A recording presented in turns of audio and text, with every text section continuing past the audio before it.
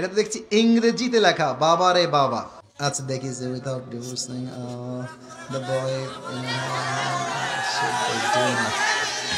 আসসালামু আলাইকুম হুজুর। এই আগে কে দিয়েছো? আমি তোমাকে ধমক দিব না, আমি তোমাকে একদমই ধমক দিব না। কে আছো বলবা নাকি ভয় পাচ্ছ? সোনামণি দাল মে কুছ কালা তো জরুর হ্যায় ইহাঁ পে। আচ্ছা ঠিক আছে যাও, আমি বলবো না। আমি আজকে তোমাকে নাম বলতে বলছি না, আমি পড়া ট্রাই করছি। এদিকে তাকান।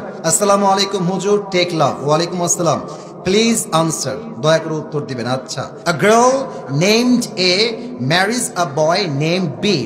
একজন এ নামের ছেলে বি নামের মেয়েকে বিয়ে করেছে পারমিশন ছাড়া, উইথাউট হার প্যারেন্টস পারমিশন, কোনো অনুমতি ছাড়াই বিয়ে করেছে। After some days the girl named A marriage another boy. অর্থাৎ যেই মেয়েকে সেই প্রথম যুবক বিয়ে করেছিল ওই মেয়েটা আরেক যুবককে বিয়ে করে ফেলেছে। এখন সে বলতেছে without divorcing the boy name B, অর্থাৎ আগে যেই যুবকের সঙ্গে বিয়ে হয়েছিল তাকে ডিভোর্স দেওয়া ছাড়াই এই মেয়েটা আরেক জায়গায় বিয়ে করেছে। What should they do now? এখন তার প্রশ্ন হচ্ছে হুজুর তারা কি করবে? প্রথম কথাই আমি বলতে চাই মেয়েটার বিয়েটা হয় নাই। এর কারণ কি? যদি কোনো মেয়ে সেকেন্ড কোনো বিয়ে করতে চায় তার স্বামীকে রেখে, তার স্বামীকে তাকে তালাক দিতে হবে। তালাক দিলেই হবে না, 3টা পিরিয়ড পার করতে হবে। 3টা পিরিয়ড যখন পার হবে তখন স্বামী এবং স্ত্রীর মাঝে রিলেশনশিপটা ফুললি ব্রেকআপ হবে। তখন মেয়েটা চাইলে অন্য কোনো জায়গায় বিয়ে বসতে পারে। এখন সে যে প্রশ্ন করেছে এই প্রশ্ন হচ্ছে এমন, হুজুর সে ওই প্রথম ছেলেকে ডিভোর্স না দিয়ে আবার আরেক জায়গায় বিয়ে করেছে।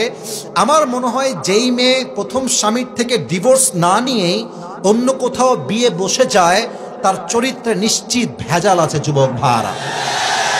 আর আমি একটা কথা মনে প্রাণে বিশ্বাস করি, বিশ্বাস বড় একটা দামি জিনিস। সস্তা মানুষ বিশ্বাসের মান ধরে রাখতে পারে না।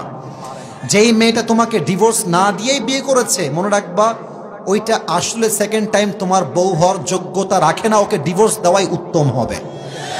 তবে মেয়েটা যদি এখন সত্যি বিয়ে করে সংসার করে, আমি আপনাকে কোরআন দিয়ে বলছি, হাদিস থেকে বলছি, কোরআনের চোখ দিয়ে বলছি, হাদিসের চোখ দিয়ে বলছি, মাসআলার চোখ দিয়ে বলছি, মেয়েটা এখন স্বামীর সঙ্গে থাকলেও জেনা হবে, শুইলেও জেনা হবে, ডানে বামে যাবে, একসঙ্গে থাকবে, দ্বিতীয় স্বামীর সঙ্গে প্রত্যেকটা কাজ জেনার শামিল হবে। কারণ তার প্রথম বিয়ের থেকে সে এখনো মুক্তি পেতে পারে নাই। কথা ঠিক আছে কিনা বলে? আর যে আমাকে প্রশ্ন দিয়েছো তাকে আমি এতটুকু বলতে চাই, যদি এটা তোমারই ওয়াইফ হয়, আমি জানি না কার ওয়াইফ, বাট তোমার বন্ধুরও যদি ওয়াইফ হয়, বন্ধুকে আমার এই মেসেজটা বা ভিডিও পাঠিয়ে দিও। এরকম মেয়ের সঙ্গে সংসার করার কোনো দরকার নেই।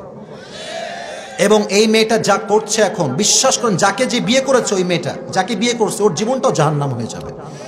এবং মেয়েরা ভাই কি বলবো, বললে কথা বের হয়, মেয়েরা বিয়ের সময় এত পরিমাণ মিথ্যা বলে।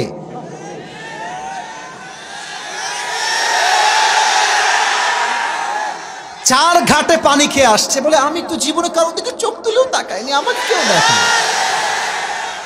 এই মিথ্যা কথা বলে যুবকটাকে বিয়ে করে। আর যুবক পরে গিয়ে জানতে পারে যে এইটা সবচেয়ে নষ্টা ক্যাটাগরির মেয়ে। যুবক ভাই আমার প্রিয় বোনেরা, আপনার বিয়ের পূর্বে সত্য বলবেন, যা বলবেন বাস্তব বলবেন।